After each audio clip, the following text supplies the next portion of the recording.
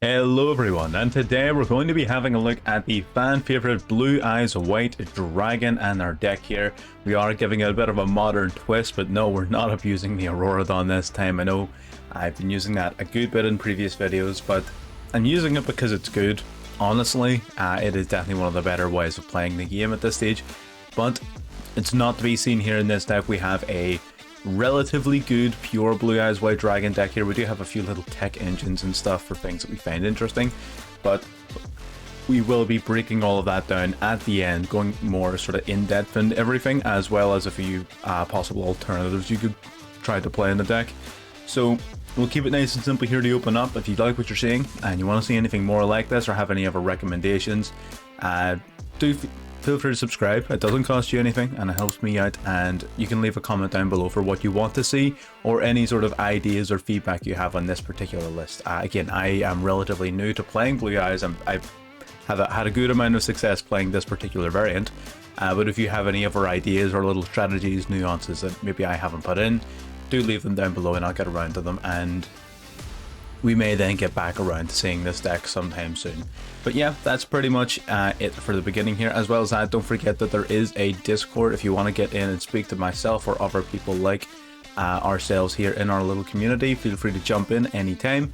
Having said that, let's get into game number one.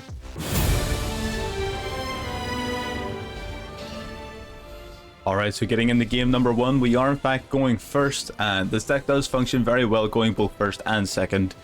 That is the sort of basis of why it's built the way it is. I'm going to normal summon our Sage here to try and search for a White Stone, but it does get Ashed, which is fine, honestly. They've seen worse Ashes than that. That's grand. We discard a Light Monster to special summon Galaxy Soldier. Galaxy Soldier, when summoned, will search for another Galaxy Soldier, and our White Stone will search our deck for a Blue Eyes White Dragon. So using the Blue Eyes White Dragon, we're going to special summon out the alternative White Dragon, then we'll ditch that Blue Eyes to summon out a second Galaxy Soldier. Using the two Galaxy Soldiers, we go into Saber Dragon Nova, and using Nova, we go into Infinity. So now we've got Saber Dragon Infinity, and we're going to synchro summon off our remaining monsters into the Spirit Dragon. So we have one Omni Negate. He cannot summon multiple monsters at once, and we have basically a Graveyard Negate as well whenever we want. So we're playing against Despia here.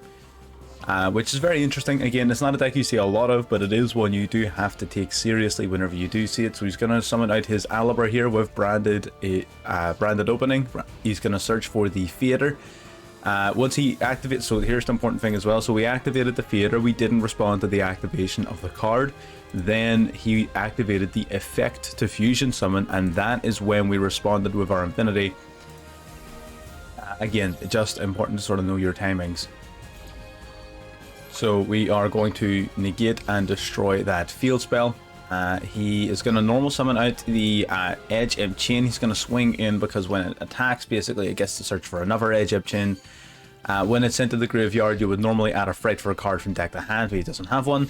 So we're just going to, top deck into Chaos form because why not? So we're going to ritual summon out our Blue Eyes Chaos Max Dragon, 4000 attack, and he does double piercing damage. That's 8k into the Aliber, and that is game over. So the Chaos Max Dragon, the amount of times that has happened where you've just randomly top decked into Chaos form in like turn 1 or 3 is insane. The Chaos Max Dragon is a card I was very tempted to cut because it doesn't play into the combo side of it very well, but it's irreplaceable when it comes to just being an outright menace going for OTKs. As well as that, it also can't be targeted by or destroyed by card effects, so it's a 4k beater that can't be targeted or destroyed, and like that by itself makes it a huge threat. There's a whole load of decks in the metagame that just cannot out this card. So yeah, very, very simple, straightforward game. We've got our Infinity combo, we've got a basic synchro action, and ending it off with a ritual summon. So this deck takes full advantage of pretty much all of the different summoning mechanics. So let's get in then to game number 2. Okay, so getting into game number 2 here, we are once again going first. Our hand isn't as good as it was in the previous video, so we're going to normal summon out the Jet Synchron. Jet Synchron will discard a card to resummon itself back to the field. It'll discard a White Stone to grab our second Blue Eyes. Then we'll use these two to go into Crystron Needle Fiber.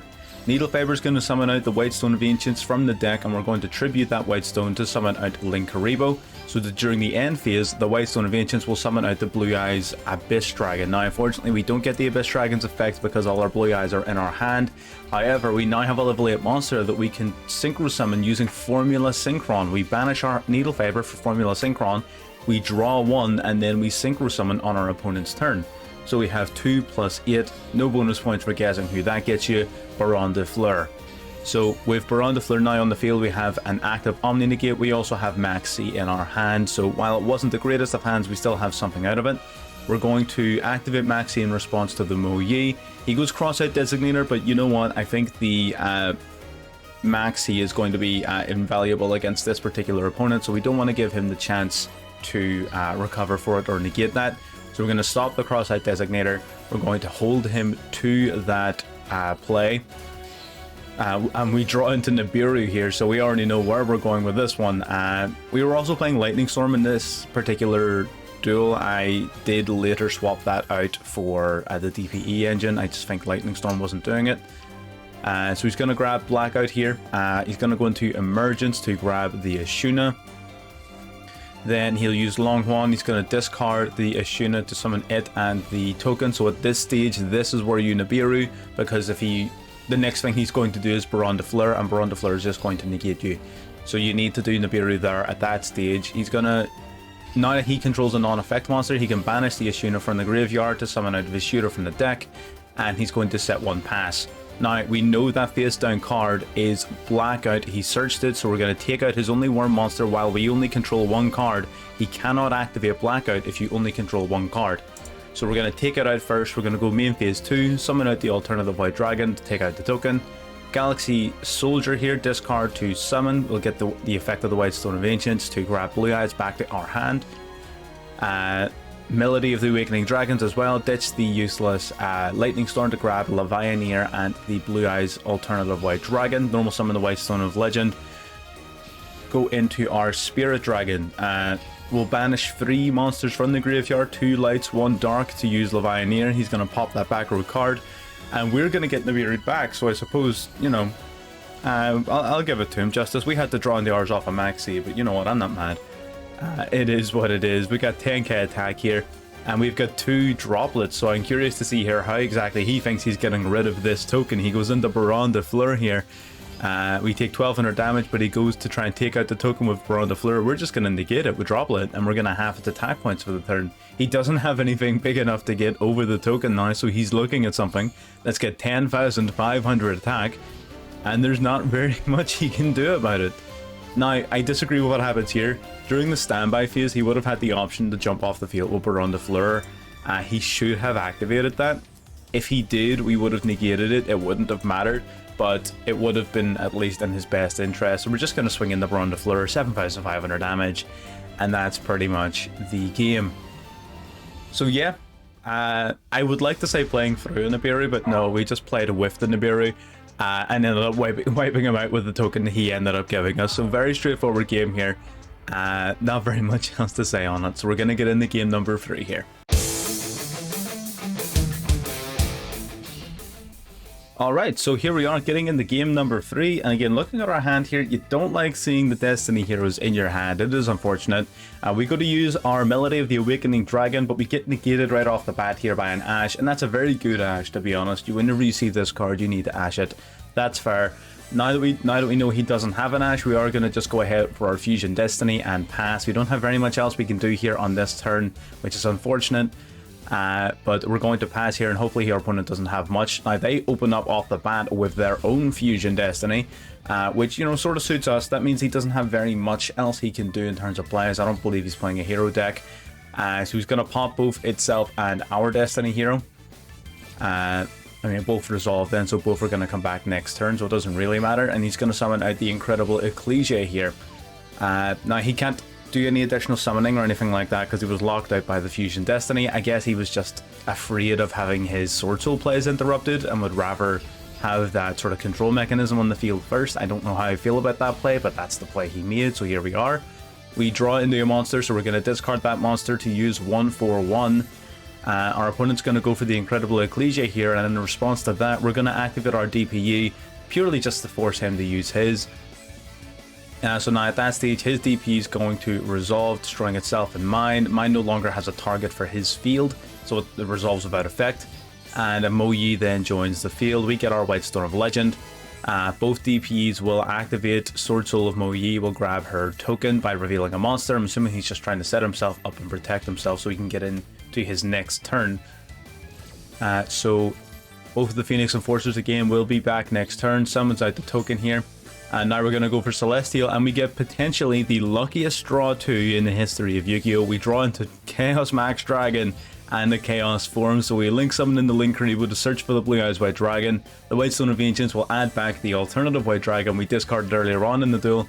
We'll summon out the alternative White Dragon to pop the Mo Yi just in case, and then we're going to use Chaos form, sacrificing the Blue Eyes White Dragon in the hand to summon out the Chaos Max Dragon from the hand, swing in, and that is lethal. 8k over the token. Again, double piercing damage. If your opponent has 0 defense, you win the game, and it happens more than you'd think. It seems silly, it does seem silly, but that had to have been the luckiest draw too.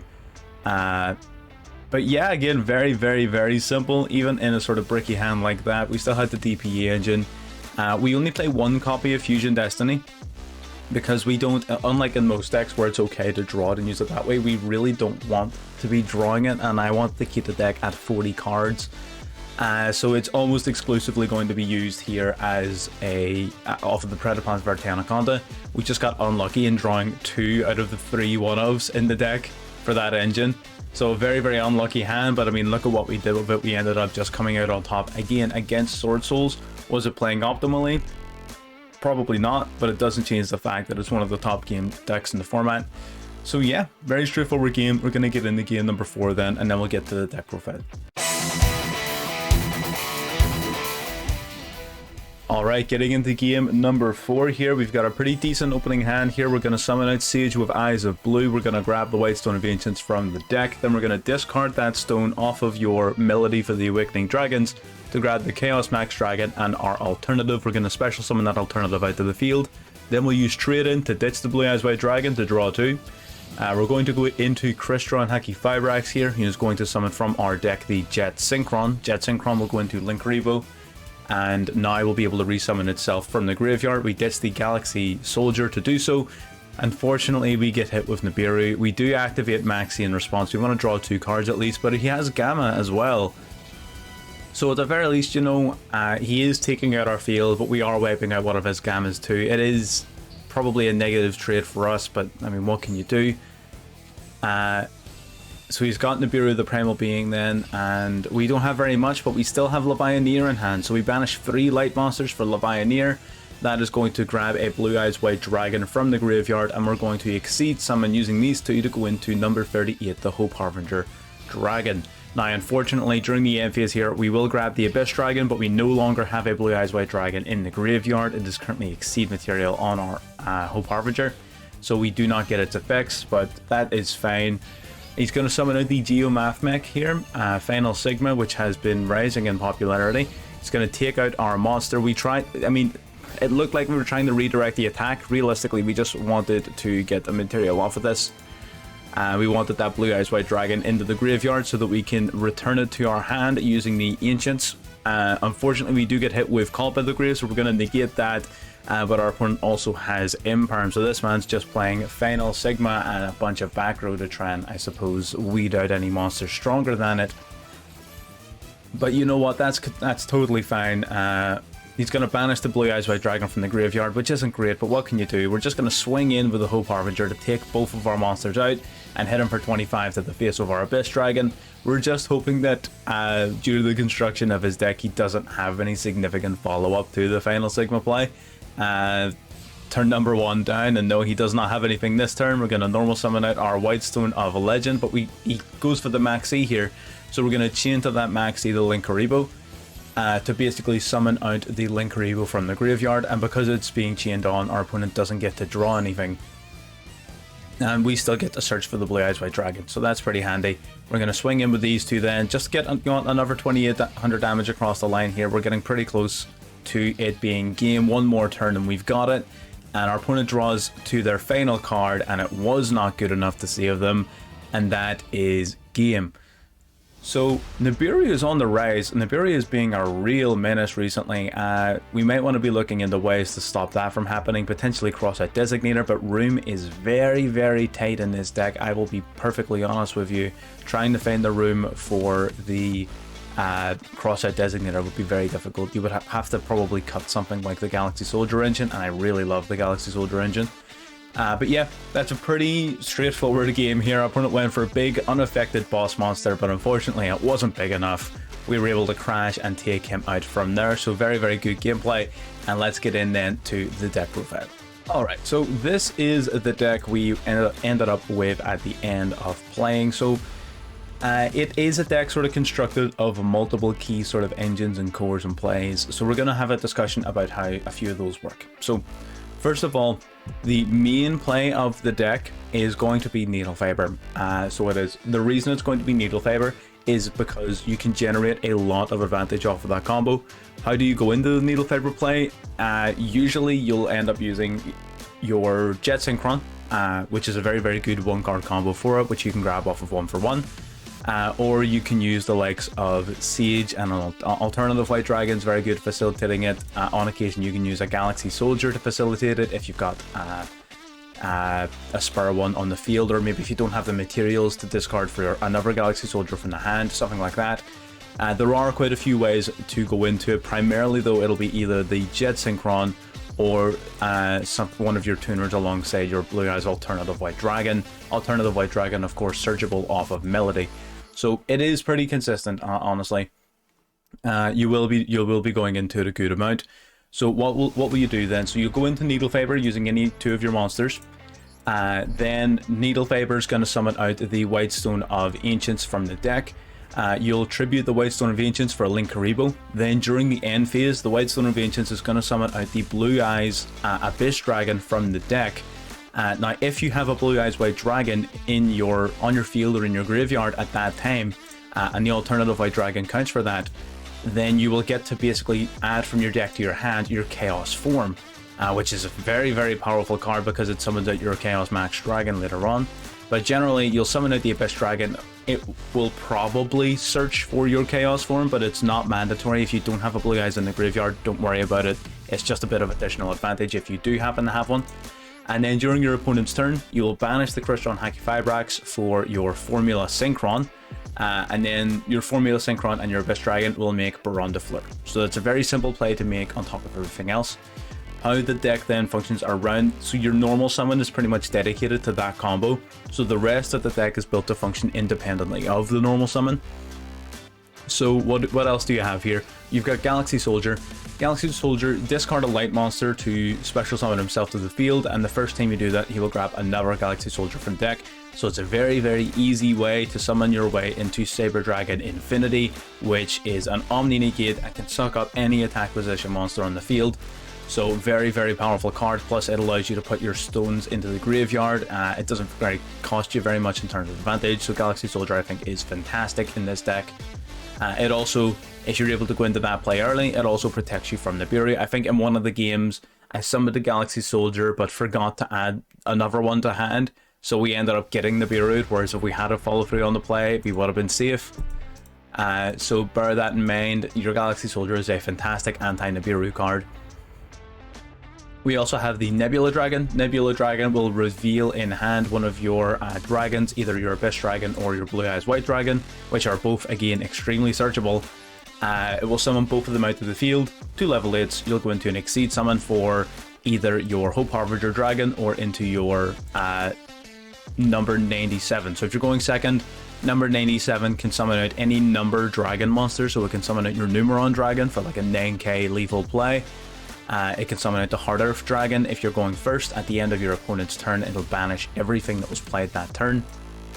Or the Hope Harbinger Dragon is one of the more common ones you'll use because it's just big 3k beater and can negate a spell once per turn, and it takes that spell and absorbs it as an Exceed material as well. So very, very powerful card. Nebula Dragon makes that play very easy. Everything else sort of just makes sense having a look at it. We're playing a few going second base cards because the deck does like going second. So Maxi, Droplet, Caught by the Grave for some protection. Melody of the Awakening Dragon, discard a card to add 2 of your dragons to your hand, basically, apart from the Abyss Dragon. Trade in, discard a level 8 dragon to draw 2 cards. So, I mean, most of the deck after this is pretty straightforward. The extra deck as well is relatively self-explanatory. You've got the DPE engine with these two. Level 9 synchro, so the Blue Eyes Spirit Dragon, what it can also do on the field is it can tag itself out to go into the Azure Eyes Silver Dragon. Azure Eyes Silver Dragon will basically resummon a normal dragon monster from your graveyard every single turn. So you'll be resummoning your Blue Eyes White Dragons for just more advantage, which is good. Vermilion Dragon Mech, level 9 synchro, pop a card, very straightforward. But yeah, I mean, that's pretty much the deck. It is a relatively straightforward deck, but that's what Blue Eyes is, being able to take one of the most iconic monsters in the entire game of Yu-Gi-Oh! And build an actual good functioning deck around it is always fun. It's a lot like Dark Magician, except I think this is probably better than Dark Magician. But yeah, leave your thoughts down below, any sort of thoughts, improvements, suggestions you would have in order to make this better. And if you have any other content you want to see, let me know and I'll try to get around to it as soon as I possibly can, of course, permitting credits allow us to. But yeah, feel free to subscribe. Again, it doesn't cost you anything, it helps me out, so why not? You around looking at the content anyway, so it doesn't really hurt. But yeah, we'll call it a video there. I've got nothing else really to say on the deck, so I'll see you all in the next one.